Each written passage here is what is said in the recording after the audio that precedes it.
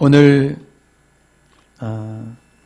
코로나 상황으로 인하여 가정에서 또 현장에서 함께 하나님을 예배하는 우리 모든 성도님들을 주님의 이름으로 축복합니다.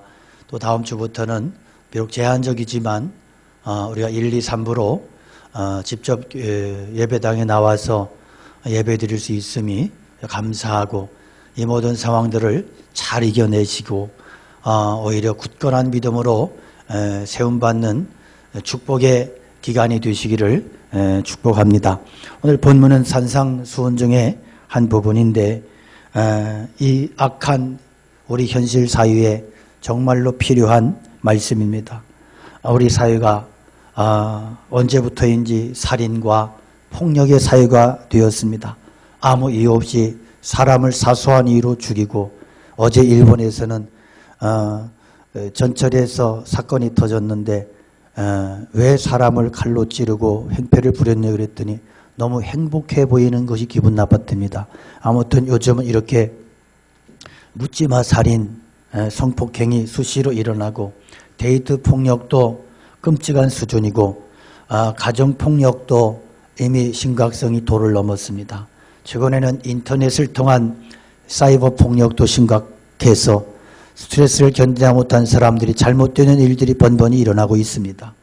사회가 날로 각박하고 살벌하고 흉흉해지고 있는 이때에 어린아이들 학교 보내기도 밖에 내보내기도 불안하고, 아파트 단지 안에서도 살인사건이 일어나는 이런 불안한 시대가 되었습니다. 어쩌다 우리 시대가 이렇게 됐을까? 우리는 그래서 다시 예수님의 말씀으로 근본으로 돌아가야 됩니다. 사람들은 겉으로 드러난 살인 행동에만 현상만을 문제 삼지만, 그러나 예수님은 살인이라고 하는 그 행위에 이르게 된 근본의 마음의 바탕을 문제 삼고 계십니다. 예수님은 유대인들에게 내가 율법이나 선지자나 폐하러 온 줄로 생각하지 말라, 폐하려 함이 아니라 도리어 완전하게 하려 함이라고 말씀하셨습니다. 그러고 나서 예수님께서는 그러면 율법을 완전하게 한다는 그 의미가 뭐냐, 이것을 한 가지씩 실체적인 예를 들어서 6가지 주제를 가지고 하나씩 설명해 나가시는데, 그 첫 번째 주제의 말씀이 오늘 본문에 나오는 살인에 관한 문제입니다. 여기서 주님은 과연 구약의 십계명 안에 이런 의미가 있었을까 싶을 정도로 아주 놀라운 말씀들을 풀어내세요. 당시 유대인들은 살인하지 말라는 계명을 문자 그대로 살인만 하지 않으면 된다라고 받아들였고 이해했습니다. 그러나 이러한 그들의 가르침은 율법의 본래 의미를 상실하게 만들었어요. 예를 들면 사람을 증오하거나 분노하거나 욕설을 퍼붓는 이런 행동들, 인격을 짓밟는 무시하는 행동들은 전혀 죄가 되지 않는다고 생각하고 행동하게 만들었단 말입니다. 하지만 살인하지 말라는 계명의 정신은 실제로 다른 사람을 죽이지 말라는 행위 금지만이 아니라 마음속으로 하나님의 형상대로 지음받은 사람을 인격적으로 무시하거나 미워하거나 욕하거나 비판하는 모든 태도가 다 살인에 해당하는 의미상 포함하는 죄이고, 그런 태도에 대한 근본적인 대책과 수정이 필요하다고 하는 것을 주님께서 말씀으로 해석해 주시고 계십니다. 살인하지 말라는 계명은 십계명 중에 6번째 계명이죠. 살인하지 말라 이렇게 돼 있어요. 그런데 유대인들이 이렇게 바꿨어요. 21절에 보면 옛사람에게 말한 바 살인하지 말라, 누구든지 살인하면 심판을 받게 되리라 하였다는 것을 너희가 들었으나. 자, 여기에 옛사람에게 말한 바와 너희가 들었으나, 이 말은 이들이 성경 말씀, 하나님 말씀 그대로가 아니라 이 서기관과 바리새인들이 이 말씀을 가지고 전통적으로 해석을 해내면서 하나님의 말씀에 전통이 이렇게 붙어버린 거예요. 그렇게 해서 사람들에 가르친 거예요. 그러니까 십계명에는 아주 간단해요. 6자예요. 살인하지 말라, 끝이에요. 그런데 여기에다가 서기관과 바리새인들이 추가시켜서 덧붙였어요. 누구든지 살인하면 심판을 받게 되리라. 이렇게 붙인 거예요. 그리고 그렇게 가르쳤어요. 그러니까 하나님의 말씀은 살인하지 말라인데 사람들의 인식은 살인하면 벌받아. 이렇게 인식하게 됐고, 그래서 이제 살인 충동을 느끼다가도 살인하면 나도 죽지. 이런 식으로 살인을 포기하는 사람들도 있었겠죠. 자, 바리새인과 서기관들이 살인하지 말라는 계명에 살인하면 심판받는다는 이 말씀을 추가한 것은 사람들에게 처벌에 대한 경각심과 두려움을 주어서 살인을 방지하려는 의도가 있었다고 봐요. 그러나 그들의 의도 자체는 나쁘지 않아도 인간적인 추가로 인해서 하나님이 원래 의도하신 본래의 뜻을, 정신을 훼손하고 격화시키는 결과를 초래하게 만들었단 말입니다. 하나님께서 살인하지 말라 이렇게 간단하게 말씀하신 것은 살인이라고 하는 죄에 대한 하나님의 분명한 뜻과 의지를 나타내신 거예요. 다시 말해서 아무 설명 없이 살인하지 말라 선명한 명제를 제시함으로써 어떤 의도로라도 살인은 용납될 수 없다는 분명한 하나님의 의지가 담겨 있는 거죠. 그러나 바리새인들은, 서기관들은 살인하면 법정에서 심판을 받게 된다 이렇게 붙여놓음으로써 하나님의 말씀을 세상 법정의 차원으로 격화시켜버리고 이것을 하나님 앞에서의 죄가 아니라 세상 법정에서의 죄로 둔갑시키고, 그래서 이제 세상 법정에서의 죄와 살인의 문제로 끌어내려 버린 거예요. 그러니까 여기에서의 심판을 받게 된다는 것은 하나님의 심판의 의미가 아니고 세상 법정에서의 심판의 의미예요. 그러니까 하나님께서 살인하지 말라 하신 말씀 속에는 비단 살인죄뿐 아니라 살인이라는 죄와 함께 그 살인죄에 관련된 모든 다른 죄들에 대한 금지 명령이 그 속에 포괄적으로 들어있는 거예요. 그러니까 유대인들은 살인이라는 특정한 죄만을 부각시켜서, 그래서 하나님께서 실제로 의도하셨던 살인에 관련된 재반 모든 죄들, 살인을 저지르기 전의 단계의 미움과 분노와 복수심과 정죄, 욕설, 이런 어떤 폭력, 이런 것의 죄의 범위를 축소해버렸단 말이에요. 자, 주님은 구약시대에는 인간의 한계 때문에 살인하지 말라는 계명이 겉으로 나타난 행동을 처벌하는 그런 중심으로 갈 수밖에 없었다는 것을 예수님 잘 알고 계셨어요. 구약시대는 그럴 수밖에 없었습니다. 그래서 그 한계를 너무나 잘 알고 계시는 주님께서 이제 살인하지 말라고 하는 계명을 완전케 하시려는 거예요. 주님은 바로 이 율법을 완전하게 하려고 오셨어요. 어떻게 완전케 하십니까? 하나님께서 살인하지 말라는 계명 주신 이유는 인간 속에 뿌리 깊이 내재되어 있는 분노와 미움 때문이고, 복음의 능력은 결국은 사람 속에 있는 이 뿌리 깊은 죄의 본성, 근본적인 분노의 속성, 이런 것들을 치료하고 이런 것들을 해결해야 한다는 거예요. 이게 복음의 능력이라는 거예요.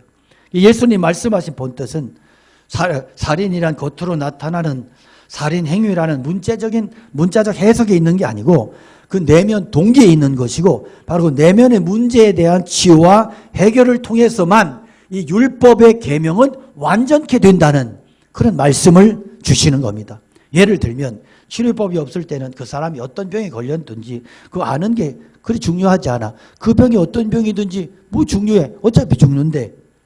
그러니까 악화되지 않도록 조심하는 게 상책이죠.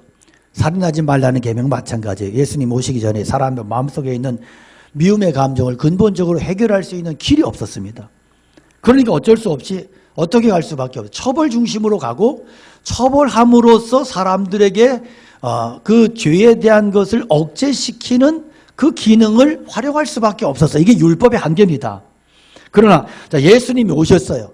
예수님이 오셔서 이제는 인간 안에 있는 분노, 내재된 분노나 이런 어떤 복수심이나 이런 것들을 성령 안에서 근본적으로 치료하고 해결할 수 있는 길이 열렸단 말입니다. 이게 복음의 능력인 거예요. 할렐루야. 그래서 주님은 이 복음의 능력으로 율법을 완전케 하려 왔다고 말씀하시면서 이 살인하지 말라고 하는 계명을 복음의 능력으로 해석해 주시는 거예요. 그래서 주님은 살인에 대한 처벌로 만족하기보다 더 적극적인 해결의 방법으로 나가야 된다, 이렇게 말씀하시는 거예요. 자, 옛날에 한국 어머니들은 감정을 흔히 한으로 표현을 했습니다. 우리가 한민족이라 그러는데 다른 이제 큰 한자, 근데 이게 한스러운 한자 같이 들려요. 한민족 그러면 한이 많은 민족 같아. 예, 여기 한이라고 하는 게 뭐냐면 겹겹이 쌓인 미움, 이 미움 덩어리예요. 미움의 감정 덩어리. 그러니까 억울한 일을 당해도 우리 옛날에 어머니들, 며느리들은 말 한마디도 못했어. 근데 요즘은 반대로 시어머니들이 한이 쌓인데 며느리들이 하도 영악해가지고, 근데 누구에게도 하소연도 한번 제대로 하지 못하고 누르고 참고 꾹꾹 누르고, 그래서 시어머니에 대해 쌓인 분노, 남편에게 쌓인 분노, 이것을 한이라고 표현을 한 거예요. 결국 이것이 뭐예요? 분노 덩어리야. 의학적으로는 우울증적인 증세예요. 결국 이 분노 때문에 자살하는 어머니들이 있었고, 화병으로 인하여 시민성 질환으로 몸이 다 망가져서 일찍 돌아가시는 분들이 많았어요. 사실 사람에게 가장 두려운 게 뭐예요? 분노라는 감정입니다. 분노는 상대방이 나의 인격을 거부하고 받아들이지 않기 때문에 생기는 거죠. 그러니까 그 사람과는 같이 살 수 없는 거예요.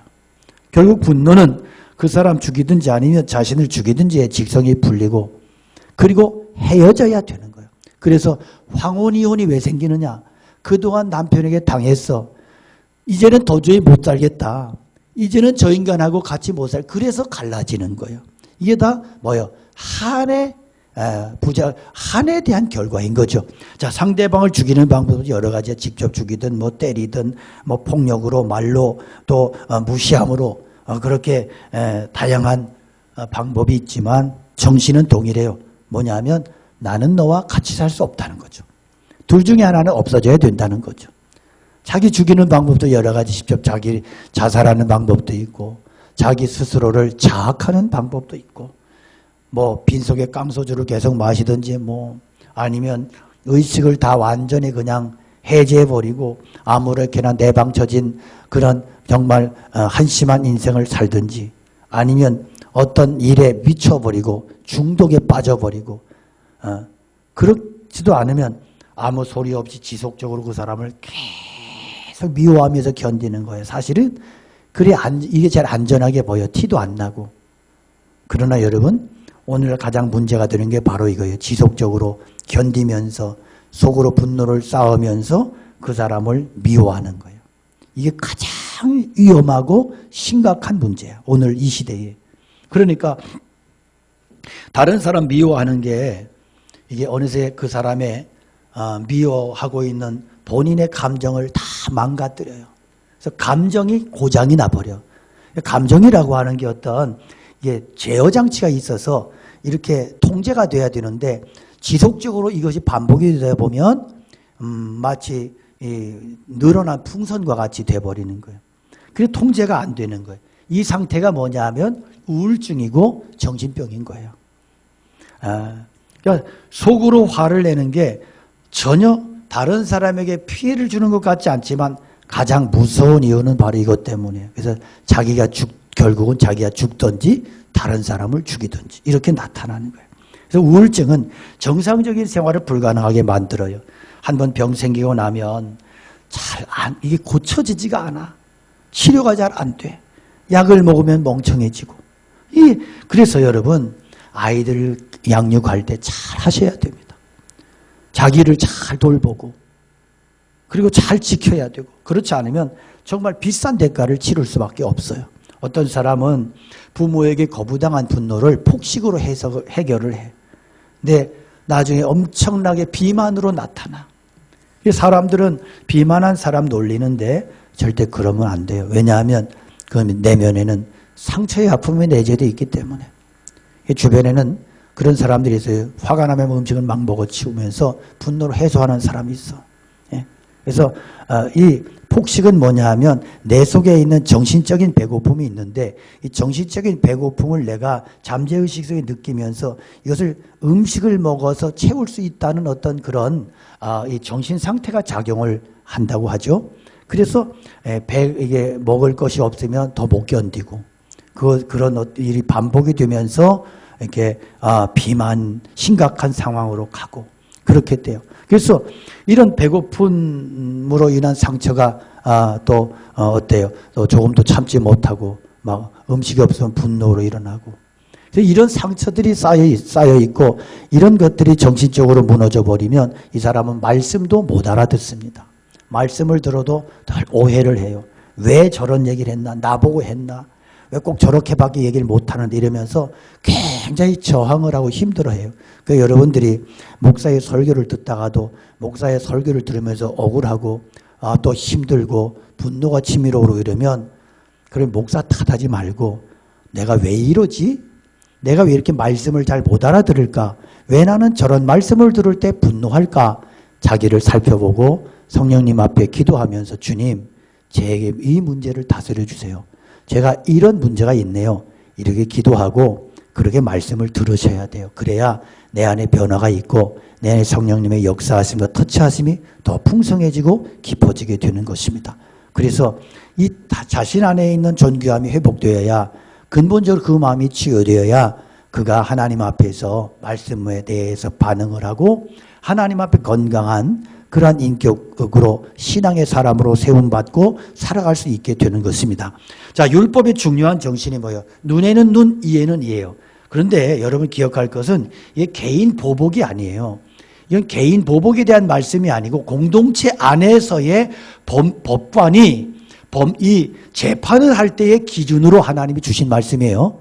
그러니까 개인이 막 네가 내 눈을 뺐어? 나도 네 눈을 뺀다고 후벼 파는 그런 게 아니에요. 그런 섬뜩한 얘기가 아니고 재판정에서 판결을 내릴 때 이 사람이 다른 사람의 눈을 다치게 했어. 그러면 그 기준에 맞게 재판을 하라는 법인 거예요. 그래서 반드시 또 이것도 눈을 뽑아야 되는 게 아니고 그 정도에 해당하는 벌금으로 갚든지 다른 어떤 벌칙을 주어서 그에게 이것을 상쇄하는 그런 기준으로 하나님이 주신 거죠. 자, 하나님께서 노아 시대 홍수로 세상 심판하시면서 심판하시고 나서 가장 먼저 내리신 법이 뭐냐면 살인에 대한 법입니다. 이 얘기는 뭐냐면 노아 시대에 가장 심각했던 그 죄가 뭐라는 거예요. 동성연애 이런 것도 있겠지만 동성연애를 푸는 사람은 다 그 동성연애에다 붙이는데 그게 아니고 노아 시대의 가장 큰 죄는 뭐였느냐? 폭력이고 살인이었다. 왜? 창세기 9장 6절에 보면 하나님께서 노아 심판 이후에 가장 먼저 주신 법이 뭐냐면 무릇 사람의 피를 흘리면 사람이 그 피를 흘릴 것이니 이는 하나님이 자기 형상대로 사람을 지었습니다. 그랬어요. 이게 참 중요한 말씀이에요. 그래서 우리 한 사람 한 사람은 바로 하나님의 형상대로 지음받은 존귀한 자들이기 때문에 살인해서는 안 된다. 그 이유를 분명하게 밝히고 있어. 이는 하나님이 자기 형상대로 사람을 지었기 때문에. 그래서 살인하지 말라고 하는 계명의 첫 번째 정신 스피릿이 뭐예요? 모든 사람은 하나님의 형상대로 창조된 존귀한 대상들이기 때문에 우리가 사람을 대할 때 어떻게 대하라? 존귀하게 대하라. 존귀하게. 존귀하게 대하라. 다시 말해서 사람을 때리거나 사람의 면전에서 욕을 퍼붓는 것은 그를 상하게 하기 이전에 뭐예요? 하나님의 형상을 손상시키는 행위이고 이것은 결국 하나님을 무시하고 하나님께 죄를 짓는 행위가 된다는 거예요. 그래서 우리가 말로 그 사람을 무시하고 폭력적인 언어를 쓰고 인격적으로 무시하는 그런 인격적인 살인이 되는 거예요. 그런데 우리가 항상 문제가 되는 게 늘 내 상태가 중요해. 그래서 내 상태가 안 좋으면 그 기분으로 다른 사람을 공격해. 내 상태가 좋으면 다른 사람한테 얼마나 과도하게 액션을 취하는지 몰라. 여러분, 이러면 안 된다. 이건 명백한 죄야. 내 상태가 안 좋으니까 내가 기분이 나빠서 그랬어. 알았어. 이렇게 하는 것은 명백한 죄예요. 무서운 죄가 돼요. 예수님 뭐라 그래요? 나는 너에게 이르노니 형제에게 노하는 자마다 심판받게 되고 형제를 대하여 라가라 하는 자는 공회에 잡혀가게 되고 미련한 놈이라 하는 자는 지옥불에 들어가게 되리라. 여기서 남에게 화를 내거나 욕을 하거나 무시하는 것도 다 뭐다? 살인죄다. 분노살인, 그 다음에 언어폭력살인, 인격 무시살인. 다 이게 살인죄다. 그래서 우리가 다른 사람을 향해서 뭐 라가라 하는 것은 욕설인데요. 우리말로 번역하면 돌대가리, 골빈놈, 멍텅구리 그런 말이에요. 이것은 너같이 형편없는 인격은 내가 인정할 수 없다고 하는 대놓고 하는 거부, 경멸의 의미예요. 그리고 미련한 놈이라고 하는 것은 끝까지 저를 무시해버리고 인정하지 않는 태도예요. 그래서 우리가 교만이라고 하는 것이 뭐 점잖다고 교만이 아닌 거예요. 어떤 경우를 보면 굉장히 점잖아 보이는데 그 인간의 내면을 보면 굉장히 교만한 인간들이 있단 말이에요. 물론 우리가 상대방이 화냈다고 실제로 재판장에 서지는 않아요. 그런데 왜 주님은 화를 내면 심판에 회부되어야 된다고 말씀하시느냐? 이것은 화를 내는 자체에 의해서 이미 심각한 죄가 시작이 됐다. 살인이 시작됐다. 이렇게 말씀하시는 겁니다. 우리는 적극적으로 남을 해치는 것만 죄라고 생각해요. 그러나 마땅히 주어야 할 관심과 사랑을 주지 않아도 사랑을 주지 않는 것도 동일한 죄예요. 예를 들면 어떤 어머니가 남편과 갈등 때문에 어린아이에게 전혀 관심과 사랑을 못 주었어. 그러면 그 아이는 결국 그 아이를 그는 서서히 죽이는 거예요. 그 어머니는 불행한 자신의 삶을 비관하면서 애를 계속 저주하면서 키웠어. 아이고 네가 왜 태어나가지고 네가 태어나서 내 인생은 뭐냐. 그리고 애를 키웠어. 그리고 애를 볼 때도 멀뚱히 보면서 이 태어나지 않았어야 될 놈이 태어났다고. 그러면 그 애가 나중에 어떻게 됩니까? 그 애는 그것 때문에 편의 우울증에 시달립니다. 피해의식에 시달립니다. 그리고 그 견딜 수 없으면 자기가 칼로 그어서 자살을 합니다. 왜 이렇게 되는 거예요? 그래서 엄마를 통해서 분노의 독을 마신 거예요. 살 가치가 없다고. 그 메시지를 받은 아이가 어떻게 받아들여요? 그래, 나는 살 가치가 없어. 이렇게 받아들이는. 그 메시지를 계속 집어넣어줘. 이게 여러분 성경이 뭐 어떤 사람은 가게에 흐르는 저주를 끊어라 이러고 뭐 저주를 끊는다고 뭐 저주의 밧줄을 끊습니다 이러고 뭐 앵무새처럼 떠들어대는데 그렇게 해서 저주 끊어지는 게 아니에요. 이게 바로 흘러내려가는 저주야. 이 저주가 끊기려면 어떻게 되는 거예요? 엄마가 태도를 바꿔야 돼. 언어를 바꿔야 돼. 그리스도의 복음의 능력으로 그 엄마의 인격이 중심이 바뀌어져야 돼. 변화돼야 돼. 그러지 않으면 이게 반복될 수밖에 없다는 거예요. 그러니까 우울한 어미의 자식은 우울할 수밖에 없어. 그래서 내가 바꿔야 주변도 살리는 거예요. 그러니까 그런 엄마는 우울한 아이를 책망할 자격이 없어. 너는 왜 그렇게 우울한데? 엄마가 우울하게 만들었어. 이것을 아셔야 됩니다, 부모님들. 그래서 그 모습 보면서 내가 회개해야 돼. 주님 앞에 긍휼을 구해야 돼. 그리고 그 아이에게 내가 용서를 구하고 그리고 함께 일어서자. 우리 함께 기도하자. 주님 앞에 우리가 회복을 기도하자. 그렇게 해야 될 의무만 있는 것입니다. 사람들은 자기가 상처를 입었기 때문에 다른 사람에게도 얼마든지 상처 줄 수 있다고 생각해. 내가 욕을 먹으면서 컸기 때문에 얼마든지 욕할 수 있다고 생각해. 그러면서 또 다른 사람을 계속 죽이고 있는 거예요. 여러분, 사람들 흔히 예배드리면 자신의 모든 죄가 자동적으로 용서된다고 생각해. 그러나 큰 오해예요. 이스라엘 당시 유대인들이 그랬어요. 예배한 분들이 그러면 기고만장 떨고 자기의 모든 죄가 하나님 앞에 용서받았다고 그렇게 당당하고. 그러나 여러분, 이것은 큰 오해이고 우리가 다른 사람에게 저지르는 죄는 모두 이중적인 죄야. 그래서 예수님께서 그래서 이 말씀하시는 거예요. 그러므로 예물 제단에 드리려다가 거기서 내 형제에게 원망 들을 만한 일이 있는 것이 생각나거든 예물 제단 앞에 두고 먼저 가서 형제 화목하고 그 후에 와서 예물 드려라. 그러니까 이 말씀의 핵심은 뭐예요? 예배 전에 사과해야 되느냐? 예배 후에 해도 되느냐? 이런 순서의 문제가 아니에요. 주님의 말씀은 뭐냐?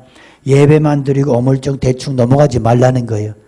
그러니까 이중적인 죄야. 예를 들면 이제 도둑질 했어. 그러면 도둑질 했으면 두 가지 죄야. 하나는 하나님께 대한 죄는 일하지 않고 등쳐먹으려고 한 죄. 그리고 상대방에 대한 죄는 그의 것을 뺏어서 손해를 입힌 죄. 그래서 어떻게 하라는 거예요? 하나님 앞에서는 놀고 먹으려고 한 불안당의 죄를 눈물로 회개해야 되고 상대방에게는 손해에 대한 배상을 해줘야 되는 거예요. 이게 온전한 회개야. 예, 그러니까 이제 하나님 앞에 예물을 드리려고 그래. 그런데 원망 들을 일이 생각나. 이 문제를 그냥 넘어가지 말라는 거예요. 예배 시간에 뛰어가서 이렇게 문자적인 의미보다는 대충 넘어가지 마라. 이 문제 반드시 해결해라. 그래야 너는 진짜 예배자가 되는 것이다. 이거이 하나님이 우리에게 주시는 말씀이에요. 여러분, 우리가 용서에 대한 말씀을 하면 억울해하고 힘들어하는데요. 사실 우리가 마지막에 숨 넘어갈 때 우리가 어떤 말이 가장 가치 있고 귀한 말일까? 제 생각에는 그래요. 가장 귀한 말. 물론 하나님 이 영혼을 받아주시옵소서. 그것도 거룩하지만 배우자를 향해서, 자식들을 향해서 미안해, 사랑한다, 너희들 화목하게 잘 살아라, 여보 사랑해요, 그러고 죽는다면 가장 감동적이지 않을까요? 그러니까 마지막 죽을 때 여보 주식값이 떨어졌어 억울해 이러고 죽는 사람이 있을까? 그런 사람도 있을 수 있겠지. 어떤 사람 내 돈 어떡하나 이러고 그런 다음에 그런 사람은 정말 불쌍하고 자식들 앞에도 수치스러운 인간이겠지. 여러분, 어떤 말이 가장 귀할까? 사랑합니다, 용서합니다, 행복하세요, 화목하세요. 그런 말들이 가장 귀하지 않겠어요? 네, 그러니까 여러분, 우리가 하나님 앞에서 주님께서 우리에게 급하게 화해해라, 살 날이 많다, 용서해라, 그렇게 말씀하시는 것은 우리가 어떻게 될지 몰라. 그래서 화해자가 진정한 예배자다, 이것을 말씀해 주시는 것입니다. 하나님께서 우리 예수님 보내신 것은 나 자신뿐 아니라 모든 사람으로 하여금 하나님의 귀한 형상 회복하게 하기 위해서, 이게 복음이기 때문에 주님께서는 살인하지 말라고 하는 계명을 가장 첫 번째 주제로 말씀해 주시는 거예요. 어떻게 우리 자신에게서 하나님의 형상이 회복될 수 있을까? 가장 중요한 것은 예수님의 십자가예요. 분노란 누군가 죽어야 풀려. 근데 주님께서는 십자가 위에서 우리 인간들의 분노를 다 받아주셨어. 왜 우리가 분노하느냐? 인격적으로 거부당했기 때문에. 그런데 여러분, 근본적인 거부가 뭔지 아세요? 인간의 죄지음으로 하나님을 거부하고 그때 하나님께서도 우리를 거부하신 거야. 그래서 인간 안에는 근본적으로 하나님께 대한 거부에 대한 감정이 들어있어. 이 문제를 해결하지 않으면 우리 인간은 결코 자유로울 수 없어. 행복할 수 없어. 평안이 없어. 이 문제를 주님이 어떻게 해결하셨느냐? 십자가 위에서 해결해 주셨어. 그래서 주님이 십자가 위에서 죽으심으로 하나님의 의를 나타내 주셨습니다. 우리는 십자가의 죽음이 어떻게 하나님의 의를 나타내는지 이해가 어렵지만 하나님께서는 십자가의 순종으로 만족하시고 우리 인간을 다 받아주셨습니다. 우리를 있는 그대로 다 받아주셨습니다. 여러분, 이것이 평안이에요. 평화예요. 그러므로 여러분, 누구든지 하나님을 인격적으로 만날 때 그 증거로 그 심령에 놀라운 평강과 은혜가 흘러 넘치게 되는 것입니다. 그래서 성 어거스틴이 고백하기를, 내가 하나님을 만나기 전까지 내 안에는 진짜 평안이 없었다고 고백하잖아. 여러분, 마귀가 가장 잘 쓰는 방법이 뭔지 아세요? 우리 안에 분노의 감정을 불러일으켜서 서로 미워하게 하고 서로 갈등하게 하고 갈라치게 하게 하는 거예요. 그래서 저는 이 정치판이 참 위험하고 불행한 것이 정치판은 마귀판이야. 맨날 갈라치기만 해. 갈라서게 만들고 싸움판이고. 이건 마귀판이야. 그래서 저는 그런 생각이에요. 정치가가, 정치하는 정치꾼이 구원받을 수 있을까? 목회자 세계도 비슷하더라고. 정치한다고 교단에서 날뛰는 목사님들 보면 저래가지고 구원받을 수 있을까 의문이 드는 거예요. 그래서 저는 정치도 하면 잘해야 되기 때문에 안 하려고 그래. 그거 해봤자 하나님 나라에서는 아무런 이득이 없어. 서로 미워해야 되고 상대방 죽여야 내가 살고 이런 원리가 정치판 논리 아니요? 이게 누가 가장 좋아하느냐? 마귀가 가장 좋아하는 거예요. 여러분 하나님 춤추시는 세상 만들어 살아야 될 텐데 마귀가 춤추는 세상 만들면 되겠어요. 교회 안에서도 갈라치기에서 싸움하는 교회가 얼마나 많아. 마귀가 춤추는 교회 얼마나 많아. 여러분 정신 차리셔야 됩니다. 그래서 우리 성도들 중에도 보면 열심히 충성해. 그렇게 열심일 수가 없어. 그런데 입으로 은혜를 다 쏟아내. 입으로. 그 사람 때문에 싸움이 일어나고 그 사람 때문에 분열이 일어나고 그 사람 때문에 다른 사람이 평안을 잃어버려. 말씀 들으면서 여러분 제가 서로 여러분은 저 보지만 저는 안 보이잖아. 말씀 들으면서 뭐 오해할 것도 없잖아. 그러니까 이렇게 비대면 예배 드리니까 저는 설교하기가 얼마나 편한지 몰라죠. 얼굴을 안 보고 하니까. 그런데 여러분 이 말씀 들으면서 곰곰이 생각해 보세요. 나는 마귀의 기쁨조가 아닌가? 예? 혈기 많고 불평 많은 사람, 이 사람 마귀의 충신이야. 예? 그런 생각 들거든 회개하세요. 하나님 앞에 기도하세요. 마귀의 기쁨조가 되지 않도록 여러분 오늘 이 시간 아무도 미워하지 않기로 결심합시다. 다른 사람 허물 덮는데 적극적인 인생이 되시고 그렇게 할 때 하나님께서 나에게 진짜 하늘의 복을 주실 거예요. 분노의 칼을 가슴속에 품고 사는 것은 가장 큰 불순종이고 그 대가는 결국 뭐요? 내 영혼이 망가져. 내 자신의 피폐해져. 결국은 엄청나게 불행한 대가를 치르고 말 거예요. 명심하십시오. 그러므로 용서를 비는데 주저하지 마시기 바랍니다. 그리고 용서하는데 아까워하지 마시기 바랍니다. 용서하는데 돈을 써야 된다면 적극적으로 쓰시기 바랍니다. 그래야 하나님께서 우리를 정말로 당신의 자녀로 받아주시고 진짜 예배자로 받아주시고 축복하실 것입니다. 이 시간 한 맺힌 분노의 칼을 미련 없이 내려놓으십시오. 성령님 안에서 내려놓으시기 바라고 용서의 능력을 구하시기 바랍니다. 성령 안에서 믿음으로 용서하기를 결정하시고 그렇게 선포하면서 살아가시기를 축원합니다. 누구의 자잘못 따지지 말고 주님의 말씀대로 성령 안에서 우리의 마음 풀기를 원하고 우리가 서로 사랑하고 용서하고 용서받기를 간절히 원합니다. 주님께서는 지금 여기서 지금 이 시간 너의 믿음의 결정을 나에게 했다고 그렇게 말씀하십니다. 우리의 삶이 하나님의 은혜로 십자가의 사랑과 용서로 그 능력으로 충만해지기를 주님의 이름으로 축원합니다. 말씀 기억하면서 찬양 드리며 주님께 나아가겠습니다.